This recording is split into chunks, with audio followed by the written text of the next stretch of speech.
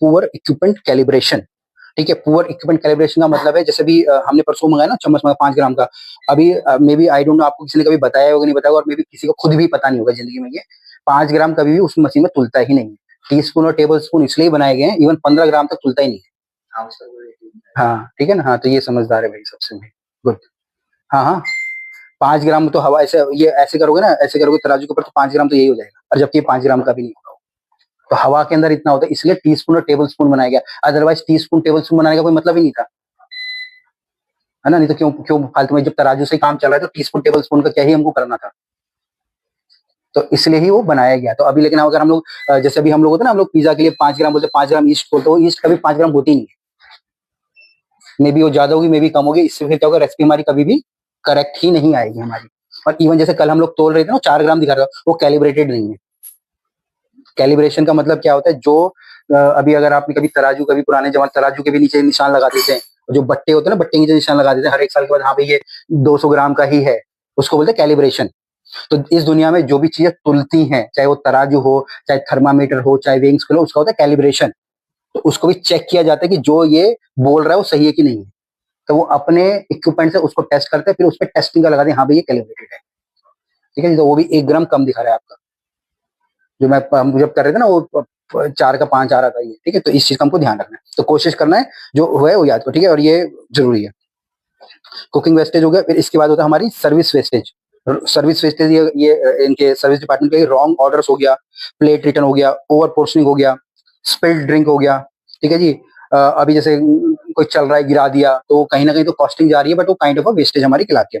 फिर इसके बाद आती है हमारी यूटिलिटी वेस्टेज। यूटिलिटी के अंदर क्या क्या आता है हमारा, जैसे अभी हम लोग घर में रहते हैं तो यूटिलिटी के अंदर क्या आता है हमारा, पानी का बिल, बिजली का बिल, ठीक है, गैस का बिल है, अब तो वाईफाई का बिल, और किसका होता है, मोबाइल का बिल, और कौन से बिल होते हैं घर में, और भी होते हैं ना कुछ। हाँ, केबल का बिल, वैसे केबल आजकल सब यूट्यूब पे शिफ्ट हो गया। हाँ सच में भी मेरे घर में वही लगा पड़ा है सब जगह, है ना। और तो ये क्या, इसको क्या बोलते हैं हम लोग, यूटिलिटी। अब इसको हम लोग रेस्टोरेंट के हिसाब से देखेंगे तो यहाँ पे होगा, यहाँ पे पानी की लीकेज रोकनी है, पानी चलते हुए नहीं छोड़ देना भैया। ठीक है जी, गैस नहीं छोड़ देनी है चलते हुए। ठीक है जी, बंद करनी है शाम के टाइम। ठीक है, और फिर इलेक्ट्रिक है, अगर रात को जा रहे हो तो बंद बुंद करके जाना है, या कुछ आइटम जो यूज में नहीं आ रहे उनको बंद करके रखना है, जैसे कि बिजली की बचत होगी। फिर इन इफिशियंट इक्विपमेंट, कुछ ऐसे इक्विपमेंट जो कि फालतू में ही हैं, ठीक है, उनको रिपेयर भी करवाना है। जैसे बर्नर्स वगैरह करवाते हो आप लोग रिपेयर, आता है? कब आता है वो, उसको क्लीन करने के लिए आता है? बुलाते नहीं, उन्हें पता ही नहीं। बुलाते हैं हाँ। मतलब कब बुलाते हो, वही तो पूछ रहा हूँ। नहीं ऐसा नहीं होता ना, वही तो भाई, यही तो किचन का काम, जो सीनियर है उसका काम यही तो बताना मैनेजमेंट क्या होता है।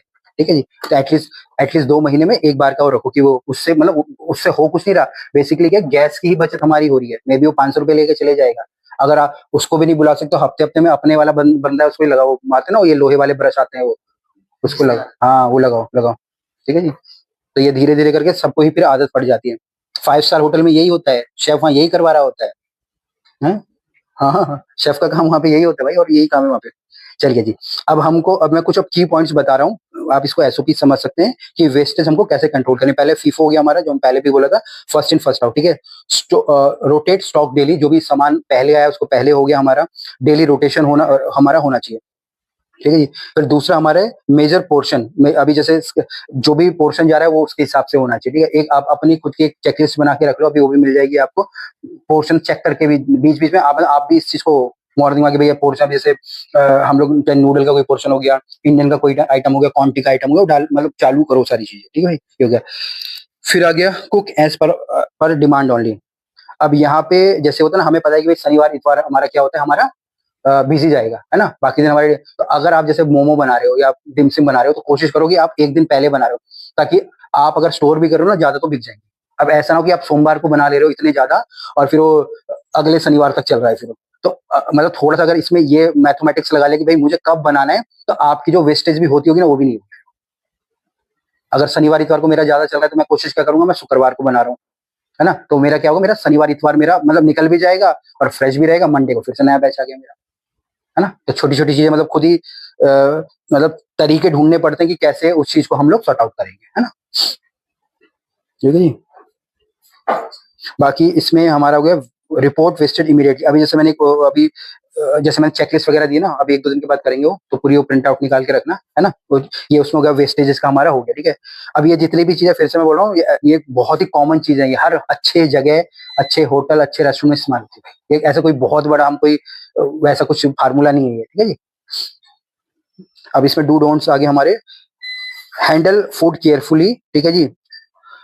अभी आपके switch off unused equipments, check fridges temperature, train staff regularly. अब ये अभी सर्विस से, किचन से आप लोग अपने ट्रेनिंग कैलेंडर, जैसे अभी रोज आप ब्रीफिंग देते ही हो ना, तो कुछ ना कुछ ऐसे टॉपिक्स होने चाहिए हर हफ्ते 2 दिन के बाद, चाहे आप इन्हीं शीट्स का यूज कर लो या आपने खुद अपने टॉपिक निकालिए। अभी जैसे आपने आपने जैसे फॉर एग्जांपल के लिए कोई एक प्रॉब्लम हो रही है, ठीक है, जैसे मैं स्टोर्स का ही बोल रहा हूँ, तो आप क्या सोल्यूशन है वो इनके साथ डिस्कस करो, वो इंप्लीमेंट करो। ये तो एक ऑन गोइंग प्रोसेस ही रहेगा हमेशा।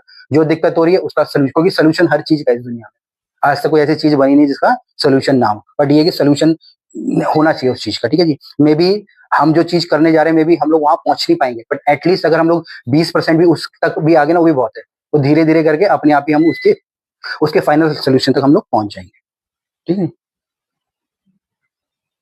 अभी ये देखो, ठीक है जी? अभी क्या होता है, अगर हम लोग लो वेस्टेज करते हैं ना, तो हायर प्रॉफिट हो गया, जॉब सिक्योरिटी हो गया, रेस्टोरेंट की ग्रोथ हो गया, बेटर टीम मोरल हो गया, सस्टेनेबिलिटी हो गया।